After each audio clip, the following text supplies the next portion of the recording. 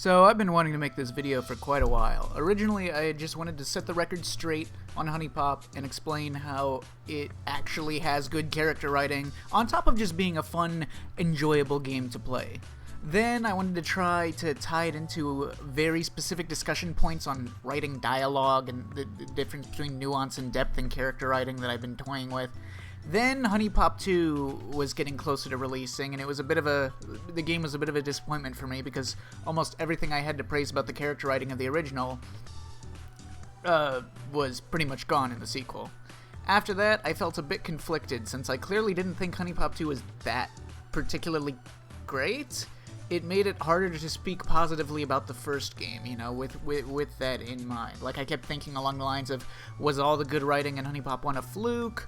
Was I just mistaken about the writing of the first game? Was it always not very great? Or am I mistaken about the sequel somehow? Am I missing something that adds up to it actually being good? Most people, myself included, tend to think of the things they like as being entities that can do no wrong. Obviously, academically, we understand it to be different, but a while ago, I remember like Yang talked about this in a video about CD Projekt Red and how his impression of the company based on their previous good works made it difficult for him to straightforwardly accept the reality that Cyberpunk was as bad as it was. As humans, we like to put things in, you know, black and white ideas, obviously. Good creators are talented and only make good things and deserve what they make, and everything, the good they make comes as a result of them being talented. Bad creators make bad things. In real life, not always the case.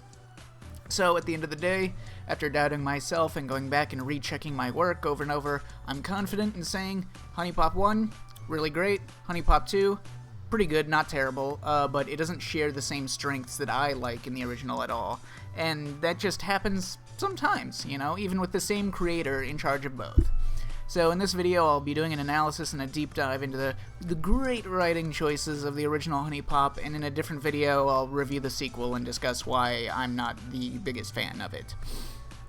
Starting like that, I've already basically breezed over what most of you are probably thinking upon clicking this video, like, isn't this just a bejeweled porn dating sim game?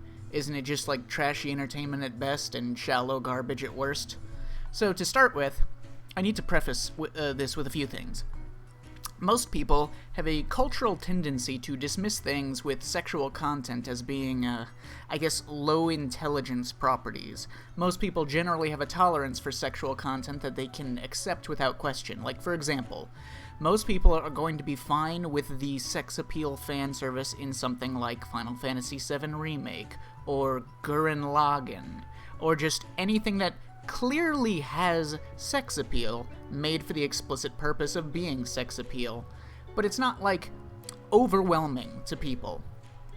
I mean, look at, say, Street Fighter V versus Dead or Alive. Almost every female character in Street Fighter V is dressed in a sexual way, and they usually have a bunch of costumes that further push that bullet point. There's a massive amount of sex appeal in the fan service, but just by nature of the game not front-facing itself with this fact, and because there are fewer female characters relative to the male characters compared to something like DOA, it's DOA that is perceived as purely sex appeal driven, with nothing else behind it, while that notion isn't even part of the discussion for most of Street Fighter. And that's obviously not a perfect comparison. Like, DOA gets mocked for more genuine reasons too nowadays, like its ridiculous DLC, even relative to other fighting games, and the spin-off DOA products like the fucking gacha games that don't really have content to them other than sex appeal. So it's clear to see why DOA has this kind of reputation. But the point is, Street Fighter and many other games, movies, TV shows, and comics, any other form of media, a lot of them tend to have a fair amount of sex appeal in them for the sake of itself, and this isn't enough to make people automatically consider them to be shallow, most people at least.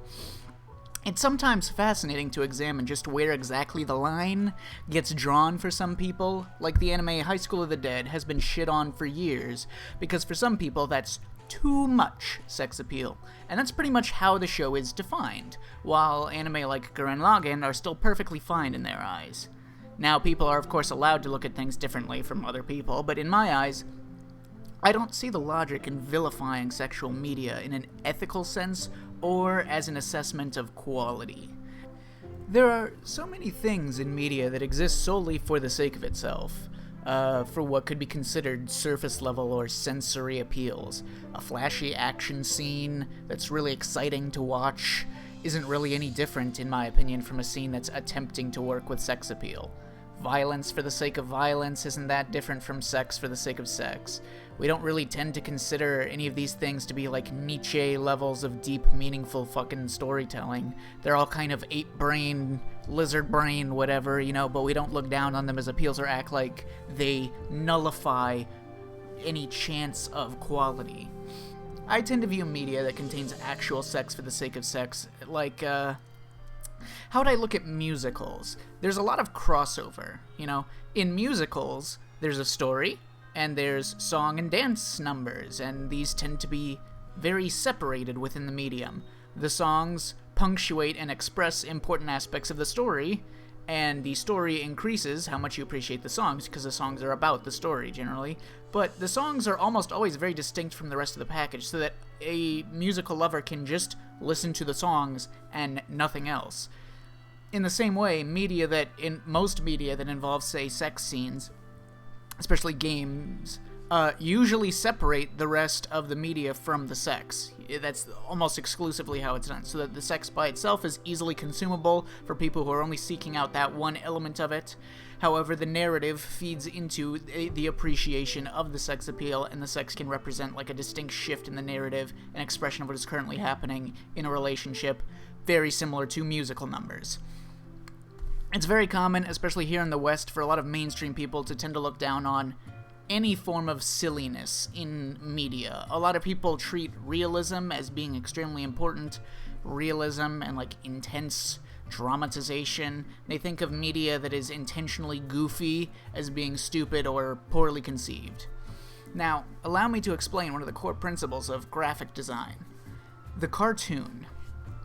Cartoon probably doesn't mean what you think it means by definition, if you're some fucking bumfuck nobody, It doesn't refer to TV shows or comics. It's not a medium for storytelling.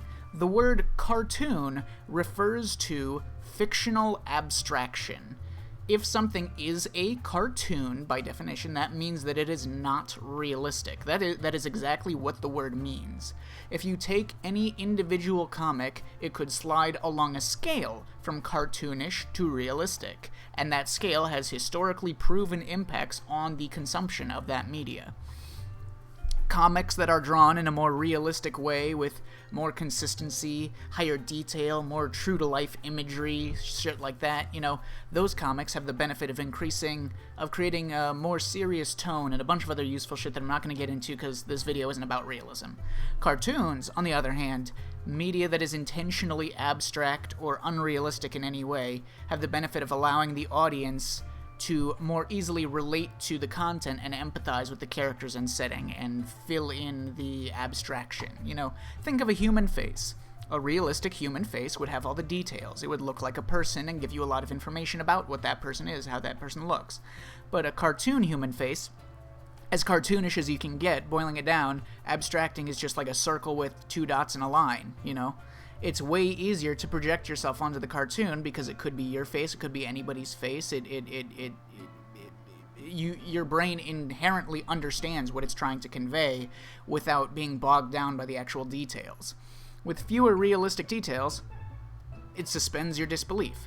Suddenly, how emotions are presented on that face become much more pronounced and clear, and they resonate with you as a viewer more than the realistic face would without feeling out of place. This is all shit that's been proven over years of artists studying graphic design and how people relate to different kinds of media. Silliness, goofiness, extremeness, cartoonishness, abstraction. These are all things with actual value depending on the purpose of the media. Imagine if Bojack Horseman was not a cartoon. Imagine if it was a bunch of realistic CGI-looking fucking animal people walking around some realistic-looking setting. Could you take it seriously then? Could you deeply relate to those fucking weird freak mutants like that?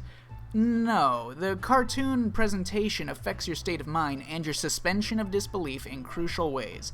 This is why adaptations of cartoons to live-action films rarely ever work, amongst other, adaptation issues and people not understanding the source material, because doing so would require having an extremely intelligent understanding of how the human mind processing visual style and tone will impact how they consume aspects of a narrative. And I've mainly been using visual designs as an example, but this extends to anything that can be more cartoonish or realistic.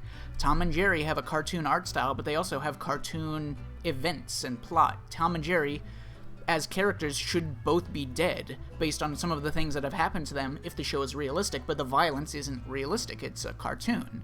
The same concept extends to anything that is abstract. In a turn-based RPG, you understand that your characters probably aren't literally standing around waiting for the enemy to take their turn. It's a metaphor for combat. It's an abstraction of the idea of combat, rather than trying to be realistic and failing. The same is true for comedy and tone. Things can be silly, things can be nonsensical and goofy. It doesn't make them inferior to realism, it just means the media is operating with a greater degree of abstraction, for whatever narrative purpose it's attempting to pursue. Huniepop is a game with a lot of abstraction. It's goofy, it has a silly, self-referential sense of humor, it has a silly presentation of sex, just like something like High School of the Dead. It's silly isn't stupid or bad writing. It makes fun of a lot of its own stupidity, but it's not uneducated. I understand that people go through phases in their lives of what they think, like for example, kids like SpongeBob, then they grow up a little bit more and they think grown-up stuff is like dumb and boring. Then, teenagers, they want to feel like they're more mature, so they start hating on the silly things, and they get into, edgier shit. And then when those people become adults, a lot of them tend to mellow the fuck out and realize SpongeBob actually still kicks ass. And a lot of them, tend to distance themselves from overly edgy shit now because they now consider that to be immature. And on it goes. It kind of cycles like that. The cycle of hating things that you just got tired of and liking things that you haven't liked in a while because now it feels novel again, or you appreciate it on a new level now, or you've just gotten over the fact that you were overly critical of it in the past.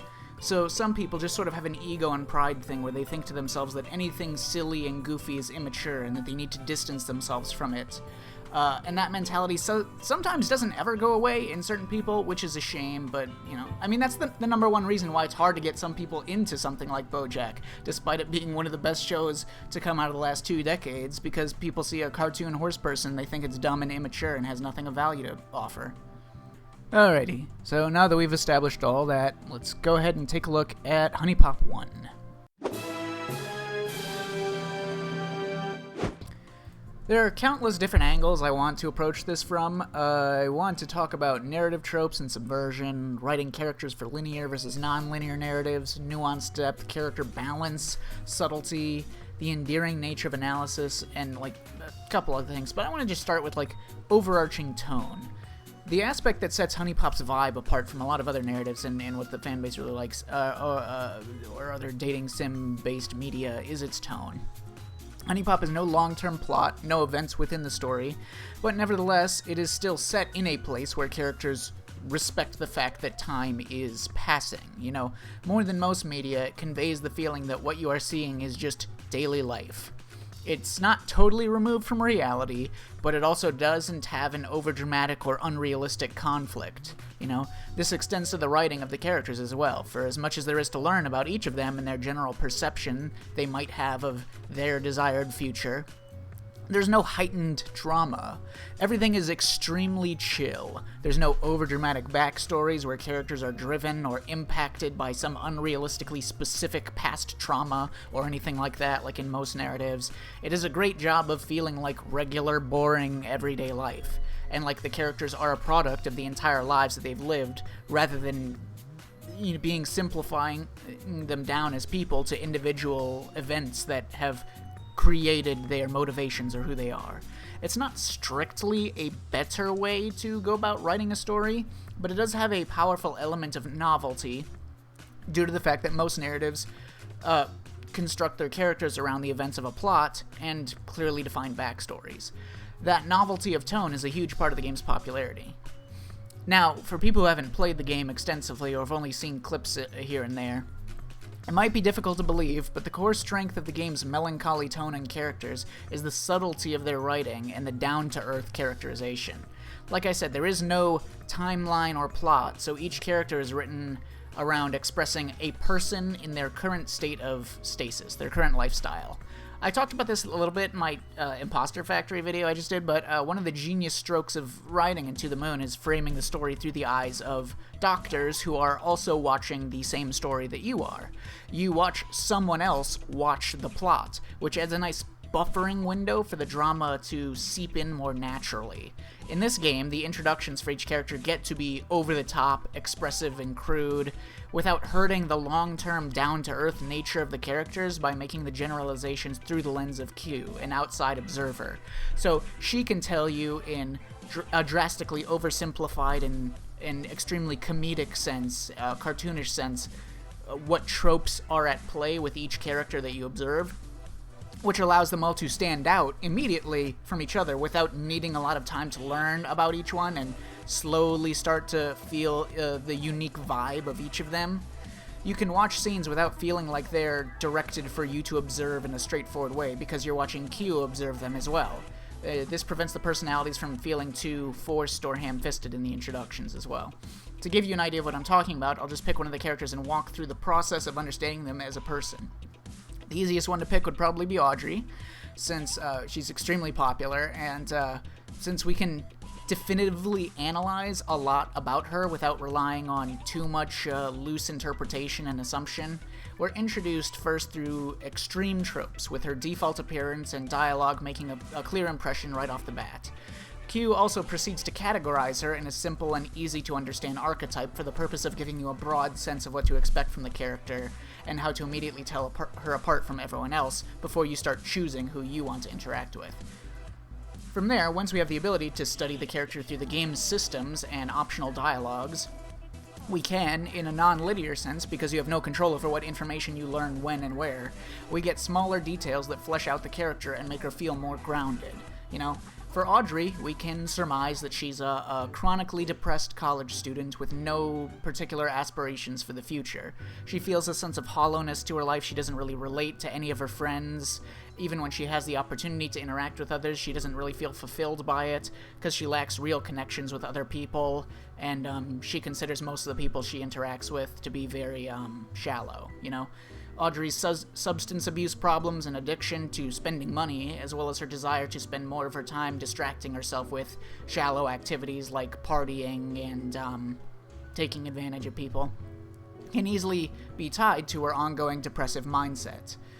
By the way, there are pieces of evidence from various mechanics in the game all over the place, such as like Audrey's tendency to stay in bed until fairly late into the day, where she's the only character that does this. But if you want to go over each little tidbit yourself of the dialogue evidence, just look up some video that'll show you all the voice clips in the game for each character with context. We can also tell, even without a timeline of a plot, we can tell at this picture into Audrey's current lifestyle that she's on a bit of a cliff. You know, she's doing poorly in college, she has no motivation to attend classes, she's considering dropping out entirely, and we can only assume that her life will go further downhill from here. You know, we can see her beginning to cut off ties with some of her friends and start to isolate herself more and more to, hedonistic activities. We can easily tell that Audrey is very socially guarded. Despite her outgoing nature, she's somewhat awkward and self-conscious when she's actually being vulnerable, which is part of where her aggressive behavior comes from, along with her obvious pent-up frustration and life in general. Like, it really is just her personality to be quick to anger. She is an angry person.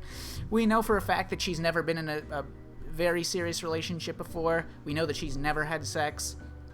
She's bad at expressing her feelings or being vulnerable, and she's obviously afraid of making leaps of faith and being hurt. Most of her daily actions exist to maintain the status quo and ignore her problems, not doing anything that would push her over the edge, so she's not proactive in seeking something better for herself or trying to make human connections. But that being said, obviously she's lonely and desires closer attachments and more genuine connections. She is a romantic type. She gets very attached to her significant other, which is natural for people with depression, especially young people who, in real life, often end up seeking out concepts like love as a means of finding something greater than what they feel they get from their current lives. Through studying all of these optional hidden dialogues and what they all add up to, just piecing little bits of information together to form a bigger picture, we can see an image of Audrey as a believable person.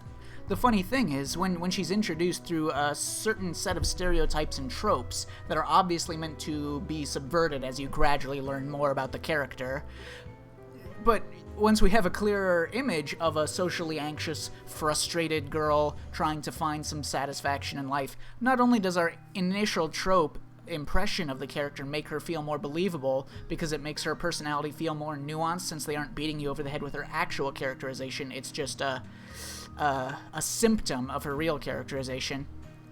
It also ends up being something that could be considered a tsundere archetype. See, she wasn't introduced as a tsundere character. Instead, she's pretty down-to-earth and a believable character whose believable personality happens to fit the conditions of that trope. These are both ideal ways of deconstructing tropes in media. Nothing about this feels forced or ham-fisted. These aren't character attributes that a story told to you and then expected you to believe at face value.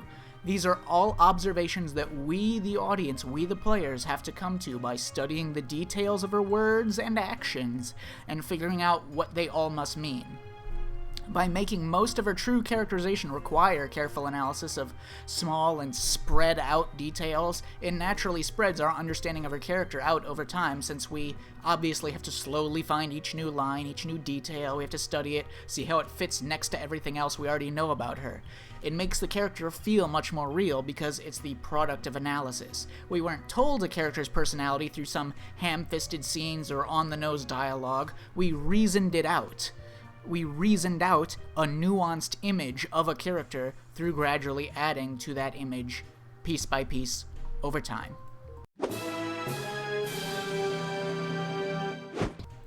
This is something I'm sure I've talked about before in other videos, but the process of having to analyze something lends with it its own sense of endearment. You know, like if you read the Wikipedia for Dark Souls' plot, you probably wouldn't care that much, but the people who play the game have a lot of investment in the story because they had to go out of their way to find it, piece it together, find more items and item descriptions, find more details. It's the same reason why collectathons are so engrossing, because the idea of finding all the hidden secrets and completing the collection is appealing. It gives the items a feeling of rarity and substance. If you had to hunt for more optional dialogues and find all the little details and use your fucking brain to figure out the subtext of some part of the writing, then you will have more investment in what you find. You'll have more investment in the character you interpret from that analysis.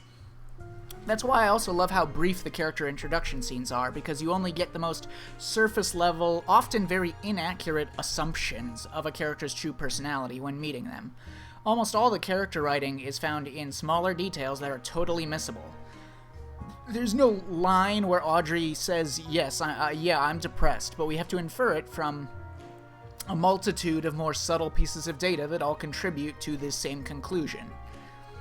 This is what makes the character feel so different from most other media, where each character tends to feel like the product of a writer created for a plot and a conflict with a specific role in that story. The tone, the lack of conflict, the laid-back vibe, the characters you need to slowly analyze bit by bit, they all contribute to a feeling like you're just getting a look at very believable and pretty likable people in their natural environment. This makes them feel like they could exist outside of the confines of the game, since their character isn't tied to the events of a plot or anything like that. We could easily imagine these characters in countless situations that never happen on screen because they manage to produce such clear images of who they are in their head that aren't tied down to anything. There are a great number of small little writing tricks that contribute to this overall vibe and feeling of really understanding them as nuanced people. But first I want to talk about that concept a little bit. In my mind, there are a couple different types of great characters. There are likable characters that are just very endearing in one way or another. There are characters with depth, where understanding them and possibly what they represent for the themes or the story is fascinating to observe and think about. And then there are nuanced characters, who feel like there's more to them than meets the eye. Nuance is the aspect of a character that makes them feel like they don't just exist for the sake of a story, that you can't just completely understand them. Take Yoshikage Kira from JoJo Part 4, for instance. Why does Kira fix Koichi's sock when he sees that it's on the wrong way on his foot? Well, it could speak to his OCD nature, which is a part of why he makes the choices he makes in the plot.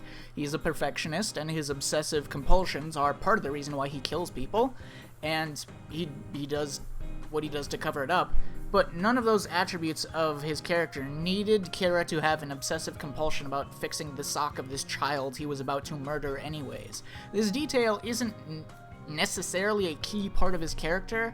It's like the opposite of Chekhov's gun, which suggests that plot details should occur if they mean something and are totally relevant to the story. Nuance is about making the world feel more real, the characters more believable. And so, with this fun little aspect to Kira's personality that didn't need to be there, we can now see this side of Kira that isn't strictly focused on how he relates to the plot and themes. You know, why does Kira fix the sock? Well, because he's a nuanced character with a lot going on, you know, who has a lot of conflicting feelings and memories, and he's just a human being who has a lot of attributes and does weird stuff sometimes, and he's lived a full life, you know. In real life, you can't sum up a person in just a few sentences like you can for a character that clearly represents one thing in a story. Everyone has an entire life's worth of experience that informs the unique ways they might respond to any given situation. Character nuance is the aspect of trying to capture that, of trying to imply that there's more than you'll ever know about a character. Character nuance is the act of reminding you that the character you're looking at is a complex person you'll never fully understand 100% because it will always have surprising things to learn about them. Instead of making a clearly defined character and then deriving all the character's words and actions out of that pre-established blueprint, character nuance in writing comes from continually adding little offshoots in a character's words and behaviors and such that aren't strictly the derivation of what you already know about them. See, in a normal story with a plot, and any themes the plot might have, there will always be small contrivances. Contrivances, by definition, are affecting the believability of a story.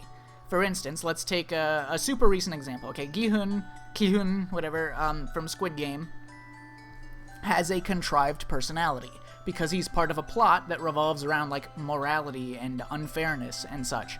He has the personality of someone generally kind and upstanding. His personality represents things in the story. His personality was clearly written for this specific story and its unique plot events. It's not like he's this totally natural character. He clearly represents things in the story, and therefore, those aspects of his character are contrived. This obviously isn't a bad thing. Every fucking story ever told has these kinds of contrivances. However, it's another part of what makes the Huniepop characters feel very nuanced, because they aren't written around a specific end goal or anything that might lead to a bias in how they're presented. They don't need to do anything or represent anything or achieve anything. The only progression is that you, the player, understand them better as you learn about them through their natural interactions. Long story short, this is the main strength of Huniepop. You know, I mean, the abstraction helps a lot too. You know, like the fact that you're always interacting with them through a menu and has all these clearly defined gameplay systems, that creates a lot of abstraction. You have a lot of suspension of disbelief for what the characters are specifically saying, because you know how the game works. You know, like if the character happened to ask you the same question 2 times, you know that probably isn't like really what happened. It's just because the game mechanics are the way they are. You know, you have that buffer window that helps with the believability. They feel more nuanced than most characters I've ever seen in any story, because almost all of the writing in the entire game is focused on building that feeling of nuance. That's why my boy William Faulkner stated that the only thing worth writing about is the human heart in conflict with itself. Internal contradiction is the very foundation of character writing. If a character is simply one thing and one thing alone, all aspects of the character exist to pursue that singular motivation, then they don't feel real. film school will often talk about, like, modern classics like Star Wars. They'll say, like, Han Solo is a prime example of a compelling character through his inherent contradictions. Very, very simple example. Because he possesses both the desire to be a selfish rogue and the desire to be noble and help his allies. This is his natural state of being, and both of these motivations are simultaneously true. You know, in the same sense, a person is never motivated by simply one thing. There are infinite potential thoughts and ideas, complex motivations running around that may impact someone's moment-to-moment words and actions at all times. For instance, a real person might feel the desire to go back to sleep after waking up. They might have a craving for a particular food. They might simply desire some peace and quiet to unwind. There are countless internal conflicts and contradictory desires at play at all times, which is where the nuance of humanity comes from. That's why Faulkner deduced that the heart of writing is portraying contradiction in humanity.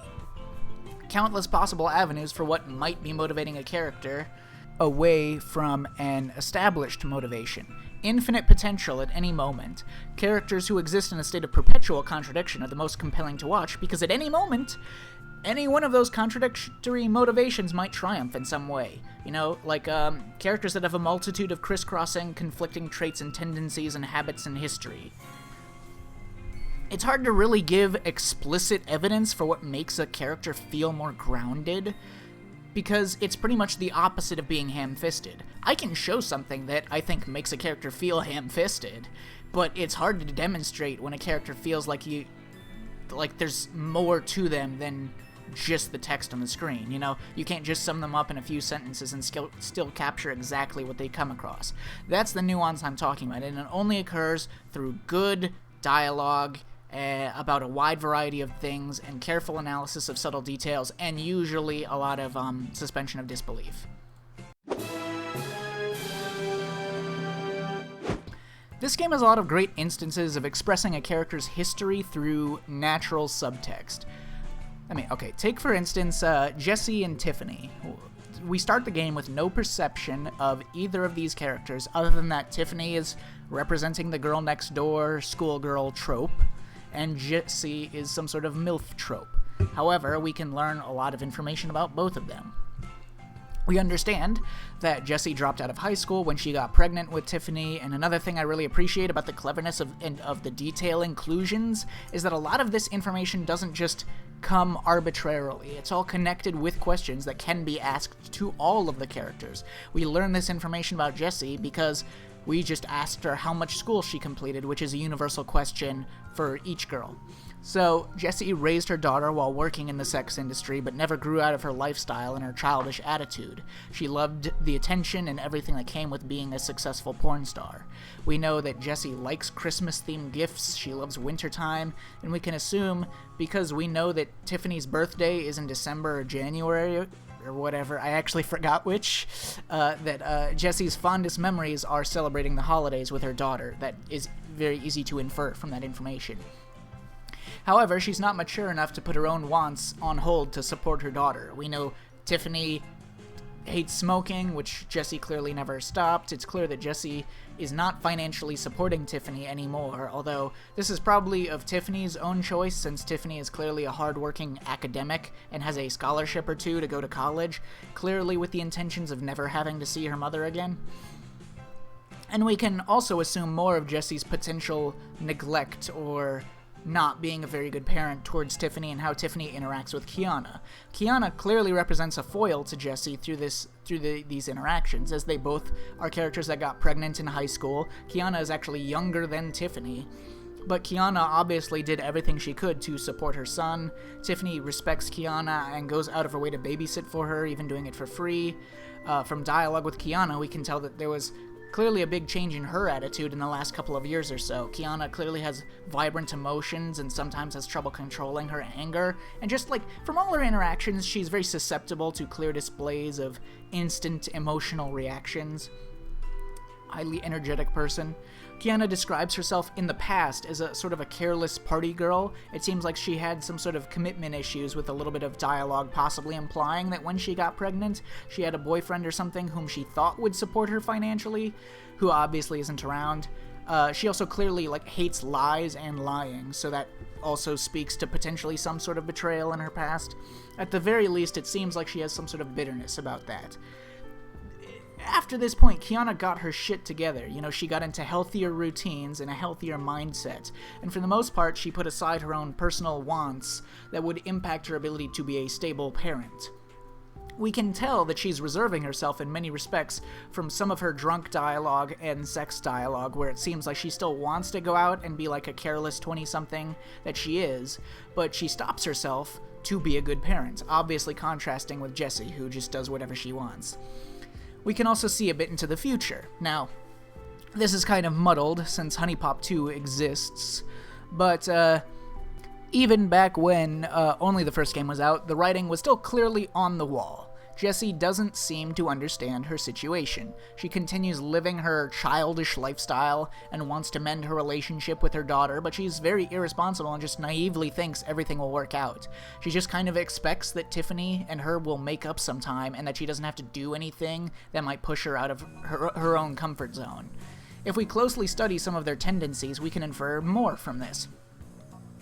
We might surmise that Tiffany likes taking care of things. She clearly puts a lot of her own identity into being better than her mother, and consistently she appreciates self-deprecation in your dialogue choices. She appreciates humor, too. That is part of why she likes when you pick the funny, self-deprecating options. But for instance, if you say that, like, your first kiss was sloppy and that you didn't know what you were doing, she finds it cute, and generally she likes vulnerability and making people feel better about themselves.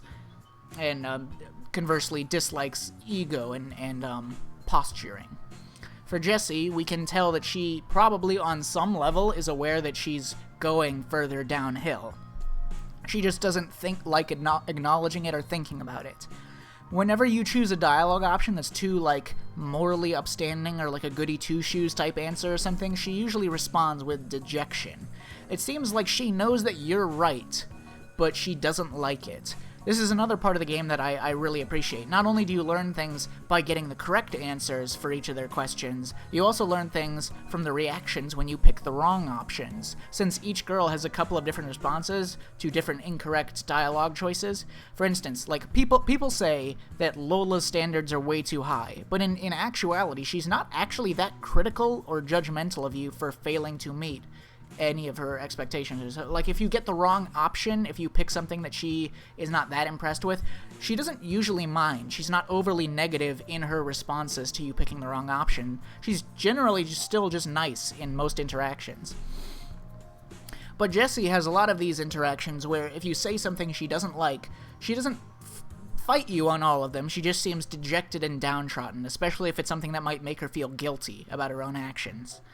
She also speaks to the nature of fame and sycophancy. Jessie got popular when she was really young, and it seems like she's been popular for most of her life, in school and in the porn industry afterwards. Since she was never punished for any of her irresponsible choices, she's always been rewarded for her behavior, and she's surrounded by enablers now that will encourage her bad habits, so she never grew up.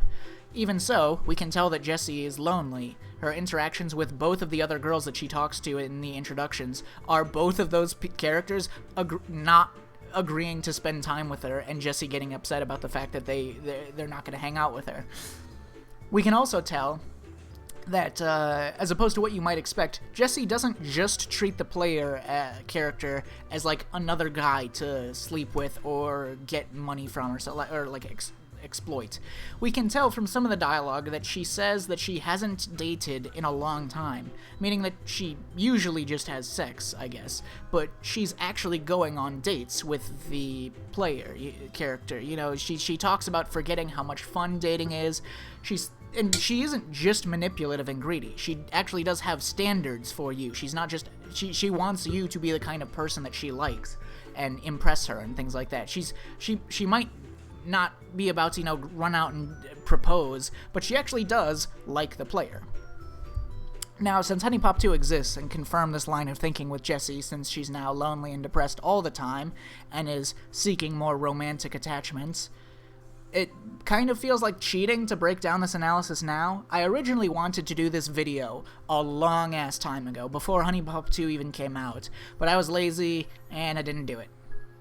Anyways, We have a pretty clear picture of each of these characters' entire lives, even their near futures, all without hardly any lines explicitly describing their points of history. We just understand from reading into the subtext of their current attitudes and reaching logical conclusions.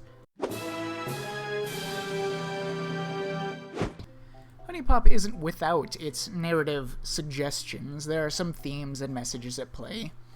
To start with, it does have amusing breakdowns of the existing tropes, which offer meta-commentaries, as I've talked about a million fucking times on this channel, such as with, like, Nikki. Nikki is the trope of the shy, nerdy girl character, except the trope is toyed with because Nikki is a representation of what a person who fits that archetype would actually be like, meaning she's not some shy, blushing, ooh character. She's actually just somewhat unpleasant to be around due to her lack of social skills, and her introverted nature making her bad at communication and bad at expressing anything positive. You know, we can tell, and logic would dictate, that this sort of person really does appreciate and like when she's given attention and admiration, but she's not good at expressing that, giving it in return, or even being friendly. Tiffany is one of my favorites because we know what her motivations are, and how much she tries not to be like her mom, but at the same time, she's not made to be the polar opposite of Jessie, which is something you usually see in these narratives. Tiffany is actually relatively healthy. She isn't consumed by trauma, per se, or anything. She's actually just taking control of her life, being successful. She still has a fulfilling social life. She still wants to date. She's somewhat bold when it comes to sexually explicit acts and flirting. She still drinks alcohol without much fuss. You know, she's also one of the most honest characters in her basic expression, because she'll go out of her way to talk about semi-difficult things. You know, she'll implement questions that don't have strictly easy answers. She doesn't have a problem with talking about small, ugly truths, like that she thinks that she shouldn't or couldn't date someone that she wasn't attracted to, or other dialogues like that. There are some interesting cases, like with Audrey, where a relationship is actually very important to her because she's lonely and doesn't have much emotional support or grounding. However, we still have to consider that the player character is canonically cheating on all of these women, and Audrey as well, and the player is still enabling some of her substance abuse problems by plying her with drugs and alcohol through the gifts. Is the player's relationship with Audrey helping her or making things worse? Lola is also interesting because it seems to comment on the fickleness of the romantic archetype. Lola, in every sense, is a romantic person. She has romantic ideas and goals, and she appreciates travel and culture, and just hard work. You know, she wants a serious relationship. She enjoys everything that she decides to do. She thinks about things from a very optimistic perspective. She's not simply like a business, work-oriented person. She just tries her best to get the most out of everything she does. So she's still like a playful flirt. She takes her hobbies seriously and enjoys them. She's a romantic partner. And ironically, this actually makes her the least likely to pursue a serious relationship, even though that would be her ideal. Loli is very, too busy with everything going on in her life that she jumps on board quickly. It'd be hard to also fit a passionate romantic relationship in there as well. There are all sorts of little ironies found in how the writing toys with the tropes of its characters. When people say the Huniepop girls don't have that much to learn about them or that much going on, they're thinking purely in terms of ham-fisted, slap you in the face with everything fucking writing styles, which are commonplace, you know? Where no one wants to read into subtext or use their brains to figure stuff out. If they aren't told explicit facts and spoon-fed the entire narrative, they'll think that nothing was in the story at all. This is a factor that is basically like a branching reality for some people. If you didn't grow up being taught how to analyze literature and make logical deductions from subtext, and use evidence to figure out what is likely to be the suggestion of the narrative, there's a fair chance that some people might deny the entire concept of implying elements of a story in small details that need to be pieced together. I've met plenty of people in my life that if something isn't explicitly stated to the audience in the text of the narrative, they won't believe that it was implied by other evidence in the story, despite mountains of subtextual evidence. At the end of the day, it only really affects one's perception of the characters, so it's only something that people who analyze media and subtext will get something out of anyways, you know. Even if someone were to be shown with near irrefutable proof that a particular interpretation of subtext makes the most logical sense, it won't really make the person appreciate the character any more than they already did, because they didn't come to the conclusion themselves through that analysis, and they don't examine it with an analytical mindset. You know, like, it's not just understanding it, it's constantly picking it up, you know? If you aren't used to picking up on nuance, then it won't affect your appreciation of every single little line and little piece of information on the way, like the way it will for someone who explicitly seeks out that nuance. Appreciating nuance is just a constant stream of, if there is nuance, you'll be constantly appreciate more and more things that make you like the character and the writing a little more and a little more and a little more, compared to much more flat and direct characters within other media.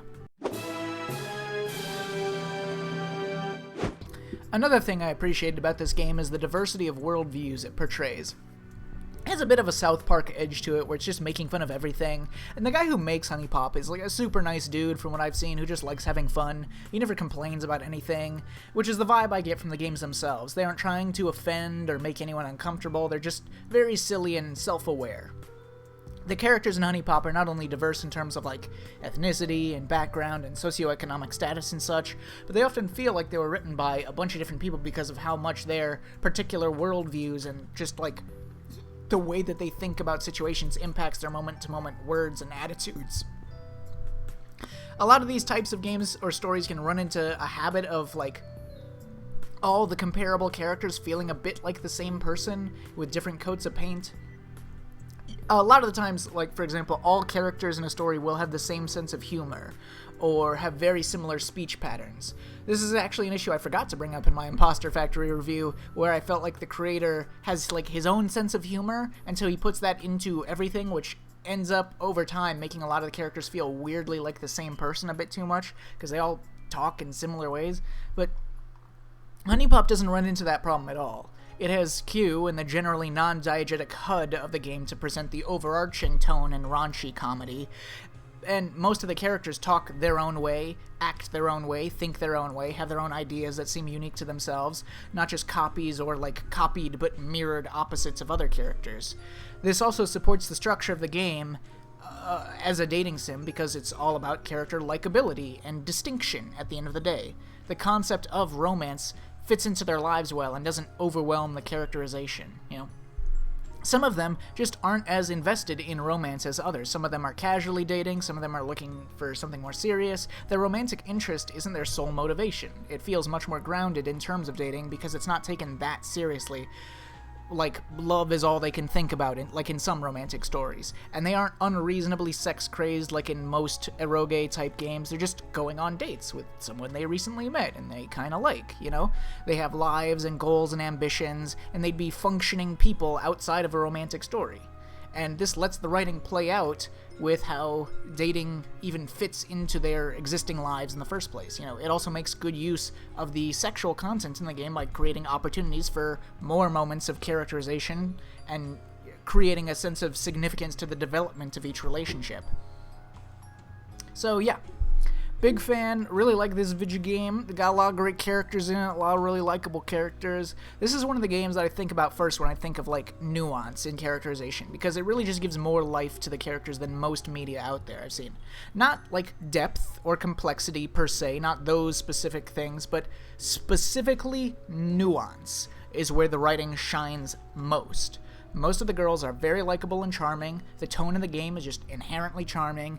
It's also a really fun video game with great mechanics. I like it a lot. I think literally the only thing holding it back in the public eye is the stigma against sex. If this game had raunchy comedy still, but, like, more Adult Swim style raunchy comedy like South Park or Rick and Morty or whatever, about all this sorts of stuff, not just primarily sex, and it was about, like, hanging out with characters, like, in a persona way rather than strictly dating characters, I think it'd be much more widely accepted for its obvious quality.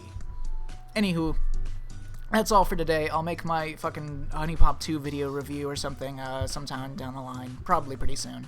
Alright, later. See ya.